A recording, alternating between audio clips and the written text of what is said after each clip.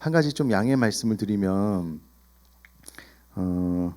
제가 이제 대신방도 앞두고 있고 또 이제 오래간만에 지도자반도 좀 해야 될 것 같고 또 노회에서 또 서기를 맡아서 봄노회가 제일 바쁘거든요. 그래서 이제 수요성경 공부할 거를 미리 다 준비를 해서 이제 전쌤에게 넘겼는데 은혜의 수단 오늘 배울 기도만 빠뜨리고 다 넘긴 거예요. 그래서 저는 이제 강의안을 은혜의 수단 기도에 대해서 가지고 왔는데 교재가 주기도문 1이 나왔습니다.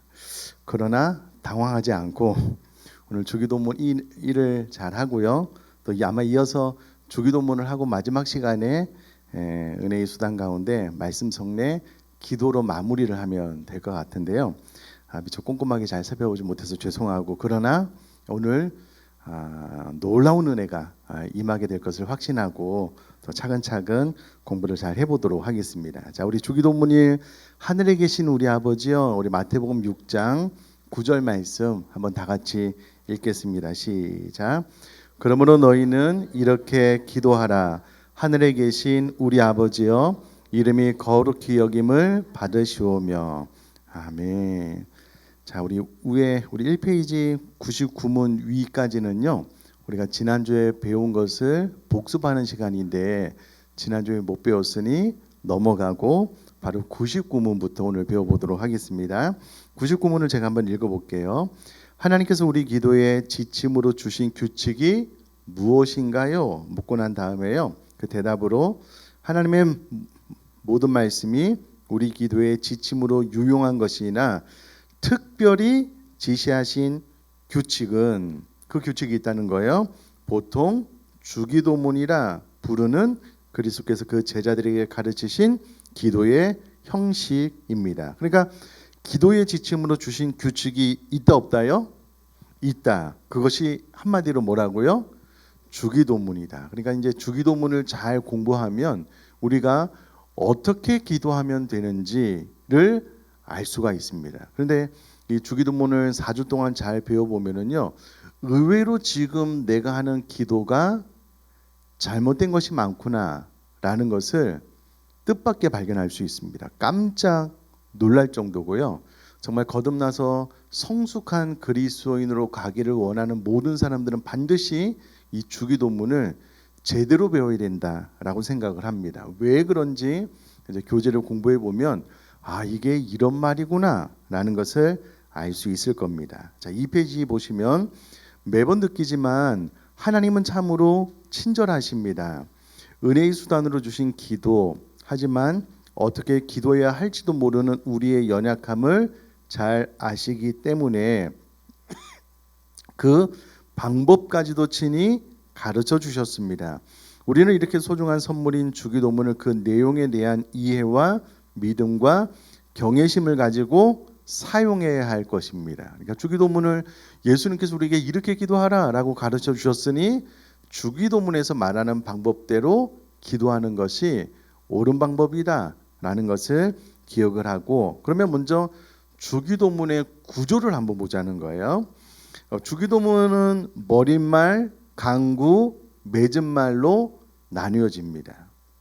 표에 나와 있는 것처럼 머릿말 하늘에 계신 우리 아버지요, 맺은말 나라와 권세와 영광의 아버지께 영원히 있사옵나이다 아멘. 그리고 그 중간에 강구가 있습니다. 그런데 이 강구는 두 가지로 나뉘어지는데요. 우리가 구해야 할 하나님의 영광과 뜻, 그리고 우리를 위해 구할 것으로 나뉘어집니다. 자, 그러면 머릿말, 강구, 맺은말에서 머릿말, 강구는 몇 가지로 나뉘어진다고요? 두 가지로 나눠지고요. 맺은말로 주기도문이 구성되어져 있다라는 겁니다.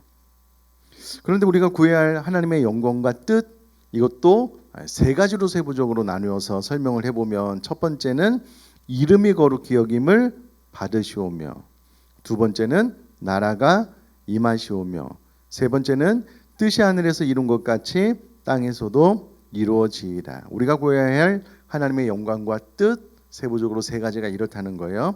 그런데 또 우리를 위해서 기도하라라고 가르쳐 주신 것이 있는데, 세부적으로 네 번째는 오늘 우리에게 일용할 양식을 주옵시고, 일용할 양식을 위해서 기도할 것. 다섯 번째, 우리가 우리에게 죄 지은 자를 사하여 준 것 같이 우리 죄를 사하여 주옵소서. 죄 용서를 위해서 기도하라는 것. 여섯 번째, 우리를 시험에 들게 하지 마옵시고 다만 악에서 구하옵소서. 이 기도로 기도를 해라. 자, 밑에 보시면은요, 표에서 보시는 것처럼 주기도문은 크게 세 부분으로 구성되어 있습니다. 머릿말, 강구들, 결론. 그리고 강구는 두 부분으로 구성되고 각각 다시 세 개로 나눌 수 있습니다. 이러한 주기도문은 일종의 모범적인 지침으로 사용할 수 있을 뿐만 아니라 또한 기도 그 자체로도 사용할 수 있습니다. 그러니까 우리가 기도할 때 주기도문 자체를 가지고 기도해도 된다는 거고요. 이 주기도문이 가지고 있는 구조를 생각하면서 기도해도 된다. 이제 그 설명입니다. 자, 백문을 보시면은요. 주기도문의 머릿말이 우리에게 무엇을 가르치나요? 이렇게 질문을 하고요. 답으로 주기도문의 머릿말 하늘에 계신 우리 아버지여는 자녀가 도우실 수 있고 도울 준비가 된 아버지에게 가는 것처럼 거룩한 경외와 신뢰를 가지고 하나님께 가까이 가라는 것을 우리에게 가르칩니다. 또한 다른 사람과 함께 다른 사람을 위하여 기도해야 한다는 것을 가르칩니다.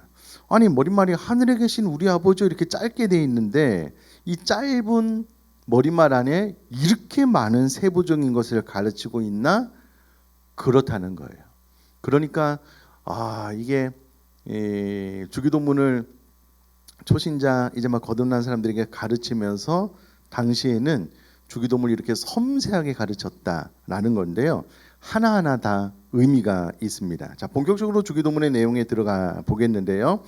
앞에서 우리는 기도에 대해서 공부하면서 누구를 위해 무엇을 위해 어떻게 기도해야 하는가를 성령께서 깨닫게 해주신다는 것을 배웠습니다. 이제 마지막 시간에 배울 겁니다. 이제부터 그 원리가 가장 잘 반영된 기도의 모범을 살펴보도록 할 텐데, 자, 주기도문의 머릿말이 무엇이라고요? 하늘에 계신 우리 아버지요. 자, 머릿말에서 가장 중요한 것은 하나님께서 내 아버지라는 사실. 머릿말에서 이게 제일 중요하다는 거예요. 즉 아버지가 자녀를 사랑하는 것처럼 하나님께서 나를 사랑하신다는 것입니다. 우리가 하나님을 아버지라고 부를 수 있다고 가르쳐 주시면서 우리에게 가장 중요한 핵심을 보여주시는 것이 바로 사랑이라는 것입니다. 우리가 아버지이신 하나님의 사랑을 확증하는 것, 이것이 이 서원에서 가장 중요합니다. 제 이야기를 좀 써놨는데요. 저는 기도할 때마다 하나님께 정말 감사한 것은 하나님께서 저를 구원해 주신 것도 감사한데 자녀 삼는 방법으로 구원해 주신 것이 저는 개인적으로 정말 감사합니다. 저도 네팔과 르완다에 후원했던 아이들이 있었습니다. 수잔과 그레이스인데요. 그 나라에서 귀하게 자라나기를 원하는 마음으로 그레이스는 고등학교 졸업할 때까지 후원을 했고요. 수잔도 이제 고등학교 졸업할 때까지 후원을 하고 지금은 이제 네팔에서 다른 나라로 일하러 갔는데 갔다 와서 신학을 할 마음도 있나 봐요. 그럼 너 공부 끝날 때까지 내가 후원해 주겠다, 학비를 지원해 주겠다라고 약속을 했는데 밑을 보시면 그런데 후원하면 늘 마음으로 기도하기는 하지만 사실은 그게 전부라는 거예요. 여러분 잘 생각을 해보면 후원을 하는 것과 자녀 삼는 것은 전혀 다른 겁니다. 후원을 하는 것은 물질을 조금 아끼면 가능한 일이지만 수잔과 그레이스를 입양해서 저의 자녀 삼는 것은 전혀 다른 문제입니다. 완전히 다른 문제입니다. 자, 그럼 생각을 해보자고요. 하나님께서 우리를 자녀 삼지 않으셔도 구원해 주실 수 있을까요? 없을까요? 예? 구원해 주실 수 있죠. 우리가 예수님 믿으면 그냥 그 사실 하나만으로도 천국으로 데려가시면 되잖아요. 그럼 우리가 천국에서 영원히 살 것 아니겠습니까? 그런데 천국으로 인도해 주실 수 있는데 그럼에도 불구하고 그 구원을 자녀 삼는 방법으로 이루어 주셨다는 거예요. 구원을 단순히 천국 가게 해주는 구원이 아니고 자녀 삼는 방법으로 우리를 구원해 주셨다라는 거예요.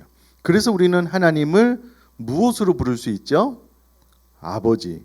부를 수 있는 방법으로 하나님께서 우리를 구원해 주셨다는 거예요. 저는 이것이 아무리 생각해도 너무나도 감사하고 감사합니다. 그래서 우리는 기도할 때 하늘에 계신 우리 아버지로 부를 수 있습니다. 아마 모든 부모가 다 그렇겠지만 제 아들이 이제 성인이 되어서 군대에 있는데요. 월급을 많이 받아요. 월급을 받으면 저축을 많이 해요.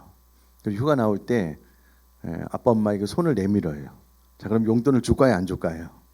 줍니다. 아빠 엄마, 내가 이제 어떻게든 내 용돈 안에서 해볼게. 주지 마. 내가 해볼게. 그런데 월급을 받으면 그 다음날 통장이 제로가 돼요. 필요하면 아니, 아빠 엄마가 묻게 되더라고요. 야, 너 휴가 나와서 친구 만나는데 필요하지? 아빠가 용돈 줄게. 고마워, 땡큐 하고 받아요. 이게 부모의 마음입니다. 이게 하나님 아버지의 마음이에요. 여러분, 우리 하나님이 되게 인색한 분이다라고 생각하시는 분이 간혹 계셔요. 그래서 막 목이 터지라 기도해야지만 하나님께서 응답해 주시기 때문에 막 나 자신을 막 기도로 학대하고 쥐어짜고 막 목이 터져라 외쳐야 하나님께서 겨우 그냥 조그만 거 하나 주시는 그런 분으로 착각하고 오해하는 분들도 있습니다. 그렇지 않습니다. 하나님이 좋으신 하나님 아버지시고요. 부모인 우리가 자녀에게 가장 좋은 것을 해주기를 원하는 마음이 아니 하나님께는 훨씬 더 많으신 아버지 하나님이신 줄 믿습니다.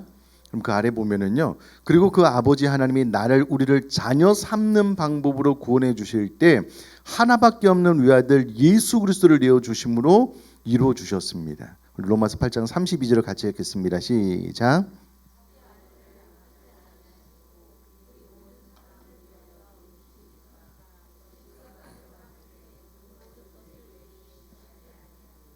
여러분, 자기 아들도 아끼지 아니하시고 우리 모든 사람을 위하여 내어 주신 하나님이 어찌 모든 것을 우리에게 주시지 않겠습니까?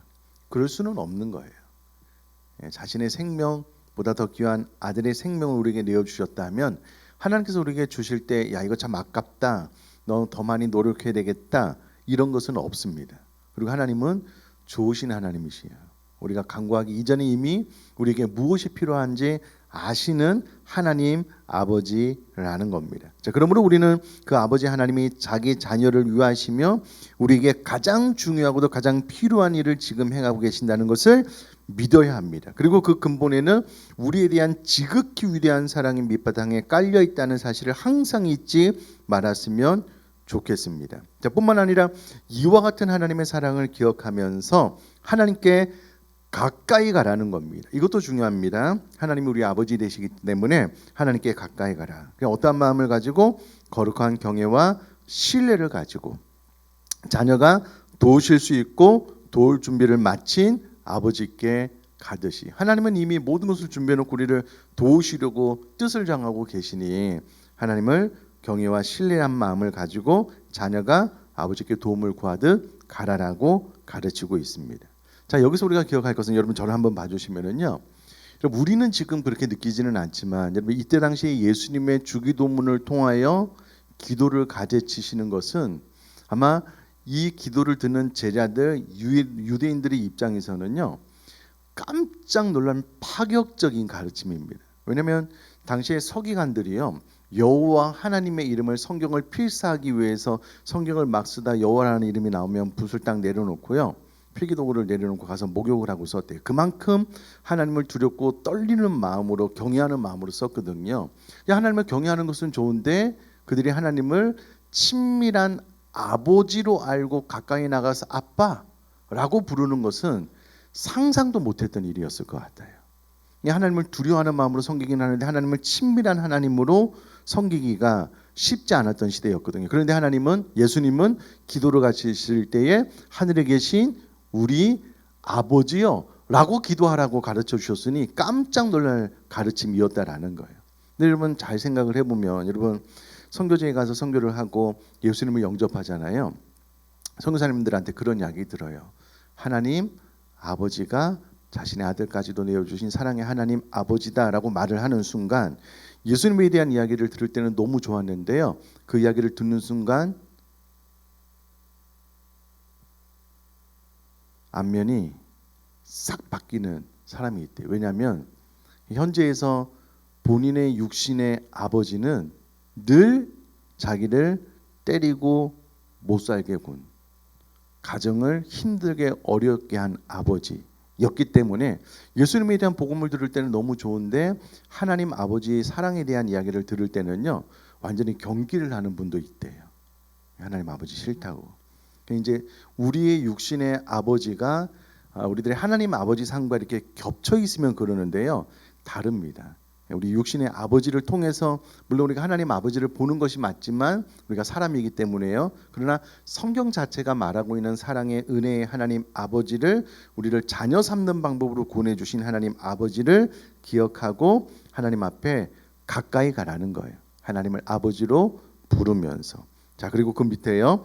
그리고 다른 사람과 함께 다른 사람을 위해 기도하라는 것입니다. 그리고 다시요.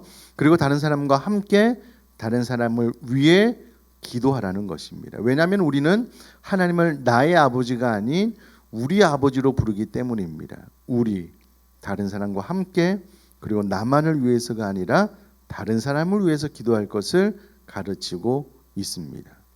여러분, 하늘에 계신 나의 아버지요 라고 기도하라고 가르치지 않고요, 하늘에 계신 우리 아버지요, 그러니까 우리의 아버지로 기도하라고 예수님께서 가르쳐 주셨으므로 우리를 위한 기도를 하라는 거예요. 그러니까 나만을 위한 신앙생활이 결단코 아니라는 거예요.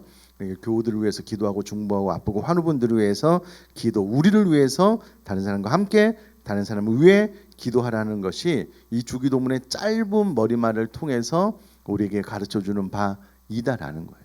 그러니 여러분, 기도를 생각할 때에 기도가 뭐 노동이기도 하지만 여러분, 기도를 막 이렇게 막 너무 힘들게 생각하지 말고요, 좋으신 하나님 아버지께 내 마음을 아뢰는 것, 그렇게 좀 편안하게 생각하고 좀 친밀하게 다가가라라는 것을 이제 머리말을 통해서 가르쳐주고 있다라는 겁니다. 자, 우리 두 번째, 백일문.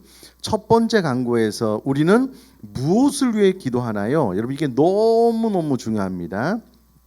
머리말을 배우고 난 다음에 예수님께서 우리에게 기도하라고 가르쳤는데 첫 번째 기도에서 그러면 무엇을 위해서 기도하라고 예수님께서 가르치셨나? 답, 첫 번째 강구, 당신의 이름이 거룩하게 되소서에서 하나님께서 자신을 나타내시는 모든 일에 있어서 하나님께서 우리와 다른 자들로 하여금 그분을 영화롭게 하실 것을, 또 하나님께서 모든 것을 자신의 영광이 되도록 처리해 주시기를 우리는 기도합니다.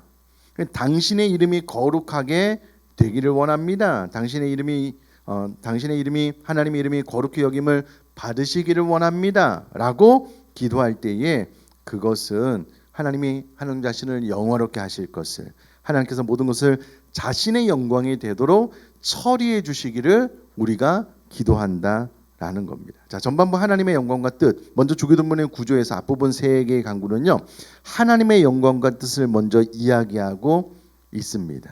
자, 그런데 이것과 성도의 삶의 실천이 무슨 관계가 있을까요? 지금 기도에 대해 공부하고 있는데 나에게 필요한 것을 구하는 것도 부족한 마당에 웬 하나님의 영광, 대체 어떤 내용들이 들어있는지 차근차근 살펴보자는 거예요. 첫 번째 강구가 무엇이냐면 당신의 이름이 거룩하게 되소서라는 기도인데 이 의미가 무엇이냐면, 여러분, 하나님의 영광, 백일문을 보고 딱 느껴지는 것이 무엇이냐면, 여러분, 백일문은 주기도문의 가장 첫 번째 나오는 강구에 대한 설명인데요, 소교리 문답 1부의 첫 번째 질문, 이 질문의 답과 유사하다는 거예요.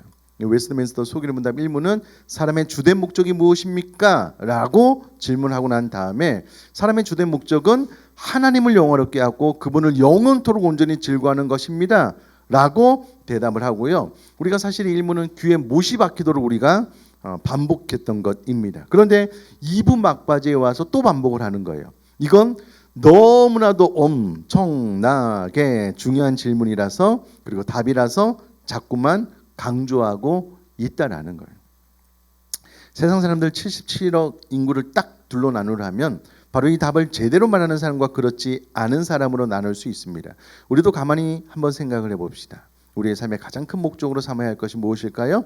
많은 대답이 있을 수 있겠으나 그 수많은 대답들을 다 요약하면 딱 2개로 나눌 수 있습니다. 그래서 두 가지라는 거예요. 첫 번째, 하나님께 복받아 내 삶을 행복하게 사는 것. 두 번째, 하나님을 영원롭게 하고 그분을 영원토록 온전히 즐거워하는 것. 여러분 저를 한번 봐주셔요. 1번, 하나님께 복받아 내 삶을 행복하게 사는 것. 2번, 하나님을 영원롭게 하고 그분을 영원토록 온전히 즐거워하는 것. 여러분, 우리가 하나님 앞에 딱 한 가지만을 기도한다면 무엇을 위해서 기도해야 된다고요? 예? 2번 맞나요? 나는 2번을 가장 먼저 기도하고 있나요? 네. 이 대답에 네라고 하면 신앙생활을 바르게 하시는 거예요. 가만히 생각을 해보면 우리가 1번을 놓고 기도할 때가 많습니다. 제가 얼마 전에 주기도문이가 하기 전에요. 새벽기도 끝나고 저 이제 혼자 이제 기도하는데 하나님께서 제 마음속에 그렇게 말씀하셨어요. 너무 분명하고 선명해서요. 큰수야, 너 지금 네가 무엇을 놓고 기도하는지 알아? 왜? 잘 알죠. 그날 제가 설교를 했거든요. 설교하고 난 다음에 말씀대로 살기를 교회 행사들 위해서, 뭐 선교사님 위해서, 환우분들을 위해서 이렇게 여러 가지 놓고 기도했거든요. 하나님 그래서 기도했죠. 근데 율법의 가장 핵심적인 가르침이 뭔지 알아? 하나님 사랑, 이웃 사랑이죠. 근데 너 제일 먼저 왜 하나님을 사랑하고 이웃 사랑하라고 기도 안 하니? 뒤통수를 맞은 듯한 느낌이었어요. 이것 때문에 내 마음속에, 우리 성도님 마음속에 하나님을 사랑하고 이웃을 사랑하는 마음이 커져가지 않나? 그럼 내가 기도회를 잘못 인도한 거네. 그 순서가 잘못된 것이네 라고 생각이 들었고요. 그때 이후로 앉아서 저도 이제 교회를 위해서 기도할 제목들이 있잖아요. 그 이전에 하나님, 제가 신앙생활 할 때에 하나님을 사랑하고 우리 교우들을 사랑하고 이웃들을 사랑하게 해주세요. 이 부분을 충분히 기도하고 그 다음에 교회의 필요를 위해서 기도하고 있어요. 이게 얼마 전에 하나님께서 제 마음속에 주신, 최근에 주신 음성이에요. 제가 이 부분을 놓치고 있었구나. 그래서 나도 이제 기도회를 인도할 때 원래 이제 뭐 부흥회를 하고 하면 이제 주신 강사님 말씀 놓고 기도해야 되겠지만 평상시에 가장 먼저 기도해야 되는 것은 하나님을 사랑하도록, 이웃을 사랑하도록 이것을 놓고 기도를 해야 되겠구나 깨달았거든요.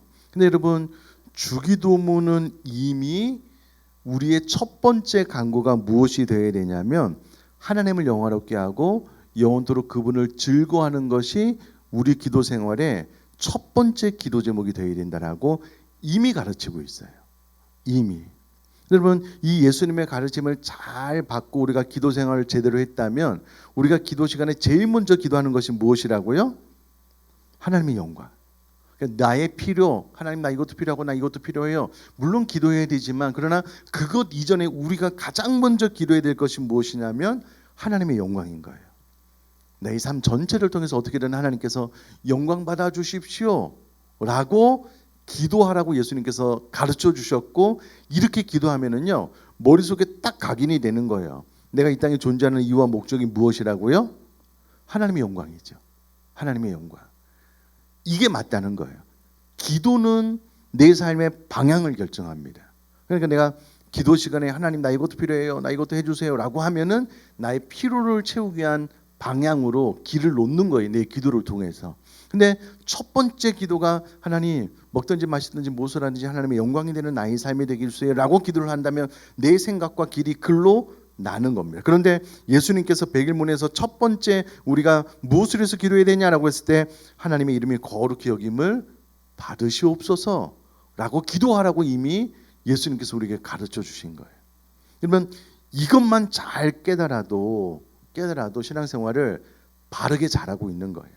자, 그래서 그 밑에 계속 보면은요, 위에 1번 대답을 하는 기독교인들이 얼마나 많은지 모릅니다. 타 종교인들도, 종교 생활을 하지 않는 사람들도 사실 하나님이라는 용어만 다른 것으로 대체할 뿐 축복받아 행복하게 사는 것이 인생의 목적이라고 말하고 제시합니다. 남을 위한 희생의 삶을 사는 사람이나 예수가뿐 아니라 심지어 종교인조차도 결국에는 인생의 목적으로 무엇을 이야기하는지 아셔요? 행복한 삶이죠. 결국은 그 끝에 다 행복하게 사는 것, 다 이것이 인생의 최종적인 목적입니다. 여러분 기도도 가만히 들어보면 결국은 내가 그냥 잘 먹고 잘 사는 거예요. 내 자녀들 출세해서 어려움 없이 잘 사는 거예요. 그것을 더 무게중심을 놓고 기도할 때가 많이 있다는 거예요. 자, 밑에 하지만 참으로 곤란하게도 우리가 믿고 따르는 성경의 진리는 두 번째 대답이 옳다고 말합니다. 우리의 삶 자체의 중요성보다는, 이게 중요합니다, 우리의 삶 자체의 중요성보다는 삶 자체가 수단이 되어 하나님의 영광을 위해 살아가는 것이 인생의 목적이라고 합니다. 하나님의 영광을 위해서 살아가는 것. 우리 삶이 보다 고상하고 윤택해지기 위해 하나님이라는 존재가 필요해진 것이 아니라 하나님의 영광을 위한 수단으로 우리의 삶과 죽음이 있다는 것입니다. 그리고 그러한 삶을 영원토록 온전히 즐거워하라는 것입니다. 그런 독특한 대답을 선택하라고 성경은 분명히 말하고 있습니다. 그럼 저를 한번 봐주시면 그냥 대표적인 예로 딱 일례로 딱 이해하기 쉽게 해요. 마지막 부분에도 나오는데, 여러분 사드락과 메삭과 아벳느고가 높은 지위에 올랐습니다. 뜻을 정하여 범죄하지 않았거든요. 하나님께서 지와 명철 총명을 주셨거든요. 나라의 높은 자리를 차지하게 되었어요. 어느 날 거대한 신상 앞에 절하라라는 도전을 받습니다. 그때 왕이시여, 우리가 굳이 그 신상 앞에 절하지 않겠습니다. 우리가 섬기는 하나님 우리를 살려줄 겁니다. 그러나 그렇지 않다라고 할지라도 나는 굳이 신상 앞에 절하지 않겠습니다. 여러분 보셔요. 신앙생활의 목적, 기도의 방향이 잠깐 눈 감고 그냥 절해도 이미 내가 바벨론 나라에서 높은 자리 차지하고 잘 살고 있으니까 그것이 추구하는 거였다면 그리 아니하실지라도 나 신상 앞에 절하지 않겠습니다라는 대답은 불가능하죠. 근데 다니엘과 사드락과 메삭과 아벳느고는요, 신상 앞에 나중에는 또 다니엘은 사자굴에 떨어지는데요, 그의 삶이 행복하게 되는 것이 삶의 목적이 아니었어요.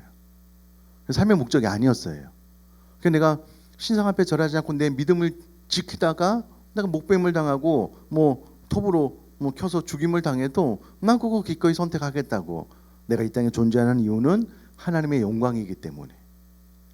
여러분 이와 같은 삶의 방향이 완전히 다른 사람들은 이 땅에 살면서 시험에 들 일이 별로 없어요. 잘 생각을 해보면 우리가 왜 시험에 드냐면요, 내가 원하는 것이 잘 이루어지지 않기 때문에 시험에 들어요. 하나님은 길들이신 나를 깨트려서 내 안에 있는 보배를 드러내기를 원하셔요. 때로는 그것이 경제적인 폭망일 수도 있고요, 육신의 질병일 수도 있어요, 어려움일 수도 있어요.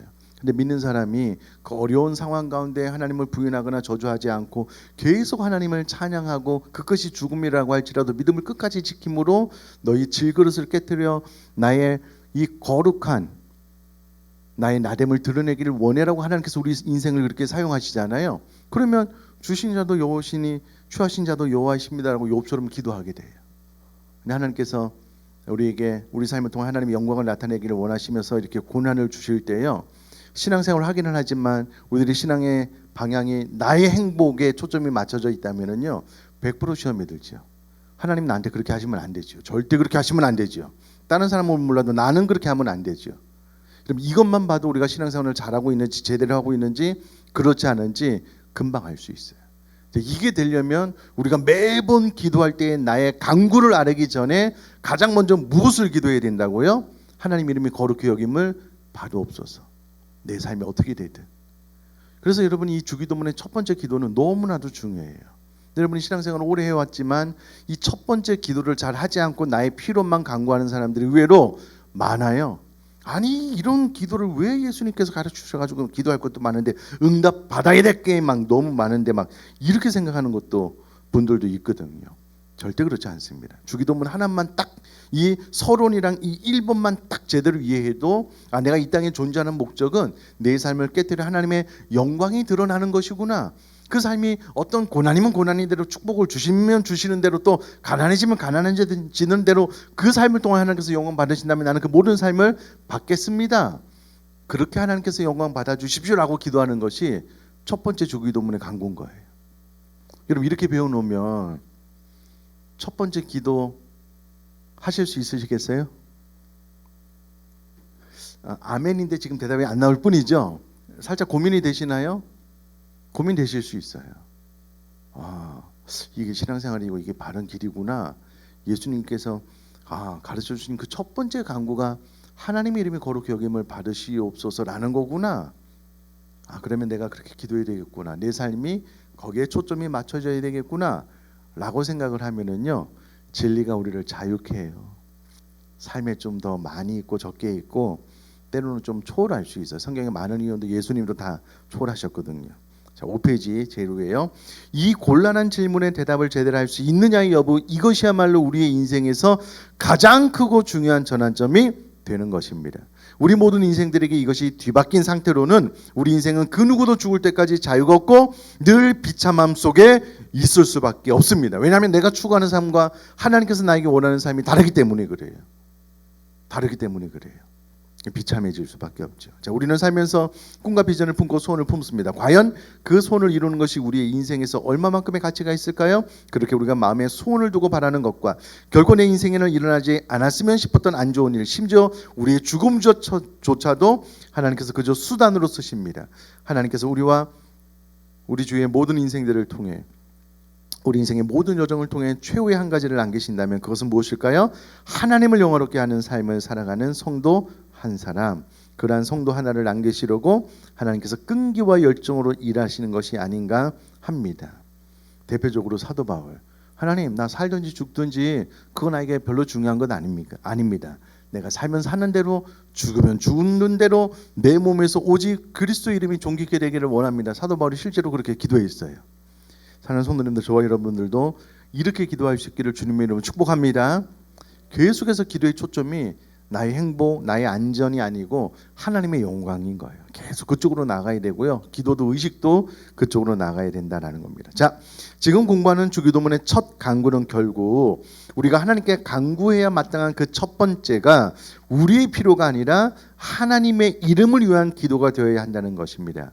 주기도문에서도 일관되게 인간에게 있어서 가장 중요하고 첫 번째로 구해야 하는 것이 무엇보다 하나님이라는 것을 분명히 해주고 있는 것입니다. 우리 고린도전서 10장 31절 읽겠습니다. 시작.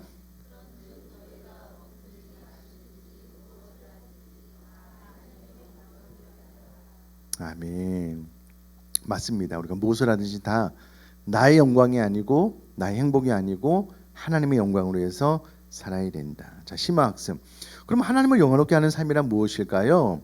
오늘도 우리는 직장에 다니고 교회 다니고 친구를 만납니다. 밥을 먹고 쉬고 잠을 잡니다. 이런 모든 것들이 지금 하나님께 영광을 돌리기 위한 존재로 우리를 만드시기 위한 하나님의 큰 계획 속에 펼쳐지는 것입니다. 그 계획 속에서 우리의 모든 삶은 하나님 앞에서의 삶이 되며 예배가 되는 것입니다. 또한 그 계획은 우리가 알지 못하는 중에 되어가는 오묘한 일이라는 점을 바로 이 주기도문의 첫 번째 간구부터 하나님께 초점을 맞추고 향해 있다는 사실을 통해 깨달을 수 있습니다. 우리 삶은 그래서 오직 하나님을 찬양하며 감사로 순종하는 것밖에 아무것도 없습니다. 심플하게 그분이 벌을 주시면 그분의 의로움을 찬양하는 거예요. 하나님께서 나에게 벌을 주시는데도요, 그러나 하나님은 선하십니다. 의롭습니다. 그분이 용서를 베풀어 주시며 그분의 자비로우심을 찬양하고 감사하고 그분이 약속을 들어주시며 그분의 진실하심을 신실하심을 인정하고 찬양하는 것, 이러한 삶이 하나님께 영광 돌리는 삶이며, 이러한 삶이 나에게 온전한 즐거움이 될 그날을 소망하며 구하는 것이 우리의 매일의 소원이자 기도 제목이 늘 되길 바라는 것입니다. 끝났습니다. 뒤에는 그냥 이렇게 읽어보시면 될 것 같습니다. 여러분, 이 짧은 요약이 참 중요한 것 같아요. 하나님께서 내 삶 가운데 벌을 주시든 내 삶을 깨뜨리시든 하나님의 의로우십니다. 하나님 내 삶을 통해서 하나님의 선하심이 드러나고 있습니다. 하나님께서 나를 용서해 주시면 하나님의 자비와 긍휼을 찬양하고 감사하고, 하나님께서 그분의 약속을 이뤄가시면 뜻을 이뤄가시면서 또 내 삶 가운데 부족함 없이 채워주시면 하나님의 신실하심을 인정하고 찬양하면 그것이 하나님을 영화롭게 하는 삶이다 된다라는 것이고요. 자, 오늘 우리가 이제 두 가지 핵심적인 것을 배웠습니다. 기도할 때 하늘에 계신 우리 아버지요, 우리가 우리를 위해서 기도해야 되는데 그 하나님 우리를 자녀 삼는 방법으로 보내주셨으니 우리가 하나님을 아버지로 뭐 경외함으로 나가기는 하지만 가까이 친밀한 아버지로, 아버지는 이미 우리에게 모든 것을, 좋은 것을 다 주실 것을 준비하고 예비하고 계시니 편안한 마음으로 그 아버지를 부르면서 나아가라. 그리고 우리의 첫 번째 기도가 무엇이라고요? 하늘에 계신 우리 아버지요, 이름이 거룩히 여김을 받으시오며 나의 간구, 나의 필요 이전에 가장 먼저 나의 삶을 통해 하나님께서 영광 받으시기를 원하는 이 기도를 매일같이 첫 번째로 드려야 된다. 그런 삶을 살아나가도록, 이것이 주기도문 서론과 첫 번째 간구에서 우리에게 가르쳐주는 교훈입니다. 자, 그러면 배운 바 그대로 한번 기도할까요?